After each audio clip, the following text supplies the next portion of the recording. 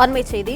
பாமக போட்டியிட உள்ள உத்தேச தொகுதிகள் மற்றும் வேட்பாளர்கள் பட்டியல் வெளியாகியிருக்கிறது. இது குறித்த கூடுதல் விவரங்களை செய்தியாளர் ராஜகுமரன் வழங்க கேட்கலாம். ராஜகுமரன், வணக்கம். விவரங்களை சொல்லு. பாமக பாஜக இடையிலான தொகுதி உடன்பாட்டு ஒப்பந்தம் கையெழுத்தாகி இருக்கக்கூடிய சூழ்நிலையில் அதிகாரப்பூர்வமாக பாஜக கூட்டணியில் பாட்டாளி மக்கள் கட்சி தேசிய ஜனநாயக கூட்டணியில் 10 மக்களவை தொகுதிகளில் போட்டியிட உள்ளதாக சற்று முன்பாக பாஜக மாநில தலைவர் அண்ணாமலை மற்றும் பாமகவினுடைய தலைவர் அன்புமணி ராமதாஸ் ஆகியோர் இணைந்து அறிவிப்பினை வெளியிட்டிருந்தார்கள்.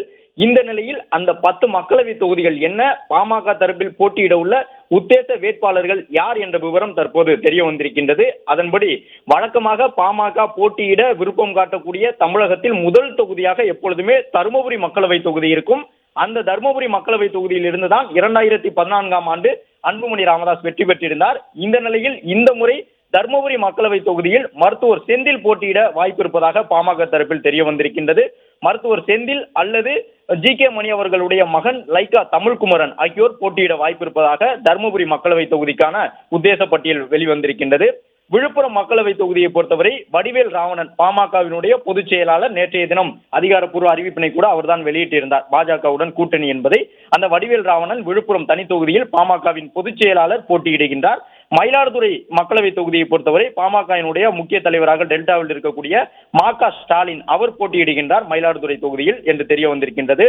கடலூர் மக்களவை தொகுதியை பொறுத்தவரை வழக்கறிஞர் பாலு பாமக தரப்பில் அனைத்து வழக்குகளிலும் ஆஜராகக்கூடியவர். அது மட்டுமல்லாமல் மதுவிலக்கு உள்ளிட்ட பாமகவினுடைய கொள்கைகளுக்காக ஆஜராகக்கூடிய வழக்கறிஞர் பாலு அவர் கடலூர் மக்களவை தொகுதியில் போட்டியிட வாய்ப்புள்ளதாக தெரிய வந்திருக்கின்றது.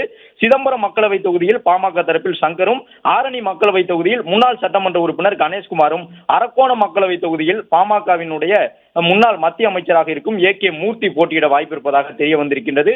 திண்டுக்கல் மக்களவை தொகுதியை பொறுத்தவரை பாமகவின் பொருளாளராக இருக்கக்கூடிய திலகபாமா போட்டியிட வாய்ப்பு இருப்பதாக தெரிய வந்திருக்கின்றது. அதே நேரம் இந்த மக்களவை தொகுதியில் பெரிதும் எதிர்பார்க்கப்பட்டிருந்த மருத்துவர் அன்புமணி ராமதாஸ் அவர்கள் போட்டியிடவில்லை என்றாலும் கூட அவருடைய மனைவி பசுமை தாயகம் அமைப்பினுடைய தலைவர் சௌமியா அன்புமணி இந்த மக்களவை தொகுதியில் தேசிய ஜனநாயக கூட்டணியில் சேலம் மக்களவை தொகுதியில் மாம்பழம் சின்னத்தில் போட்டியிடுவார் என்ற உத்தேச வேட்பாளர் பட்டியலும் தற்போது வெளியாகி இருக்கின்றது. அன்புமணி ராமதாஸ் போட்டியிடாத சூழ்நிலையில் சேலத்தில் இருந்து சௌமியா அன்புமணி பசுமை தாயகம் அமைப்பினுடைய தலைவராக இருக்கக்கூடிய அவர் சேலம் மக்களவை தொகுதியிலிருந்து போட்டியிடுவார் என்று தெரிய வந்திருக்கின்றது.